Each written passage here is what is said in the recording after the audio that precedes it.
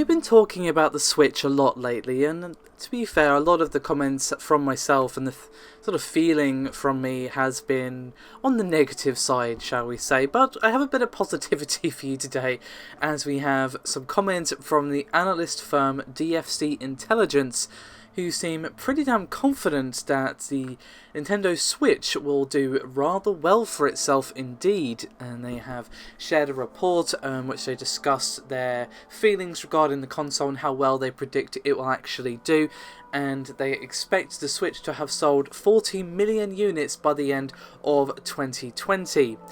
Now, this would be after 3.5 years on the market.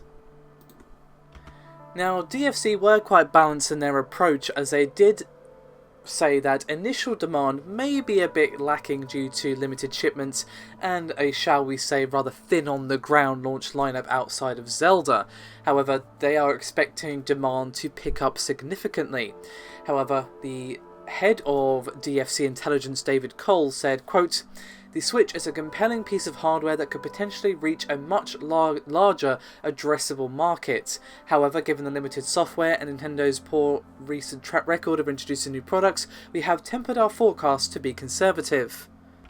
Now, let's say that the Switch does actually reach this goal. Now, obviously, it would absolutely obliterate the sales figures of the Wii U, but that's not really difficult, let's be real, but it would also beat the GameCube, N64, and would also put it pretty comfortably on track to beat some of their classic console sales, such as the SNES. However, it would still be beaten by Nintendo's own 3DS, and of course would not actually sort of at all ruffle the flames of the trail blazed by the PS4 in terms of the amount of records that console has broken with its sales figures.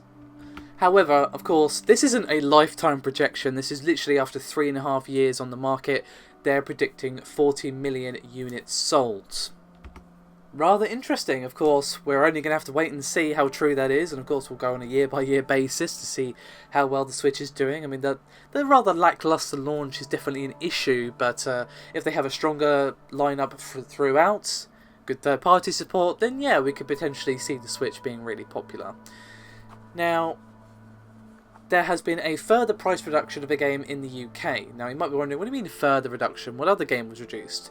Well, a couple of days ago, you might have missed the report that Nintendo lowered the recommended retail price of The Legend of Zelda by £10, apparently in response to the rather, shall we say, widespread criticism of their pricing strategy here in the UK.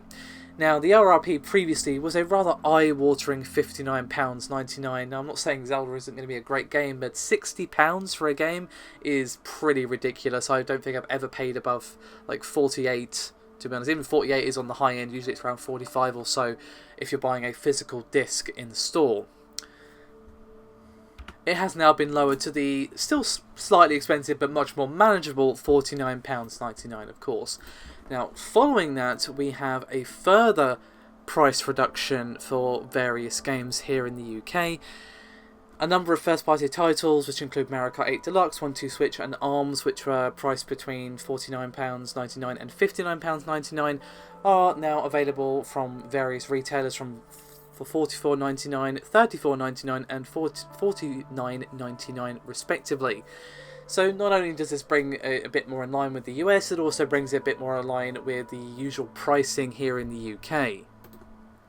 So a bit more positivity regarding the Switch. I mean, I have been a little bit hard on Nintendo over the last few, days, I guess, but hey, it's my opinions on the Switch, probably different to yours, but you know, some positivity out in the world to counter my negativity.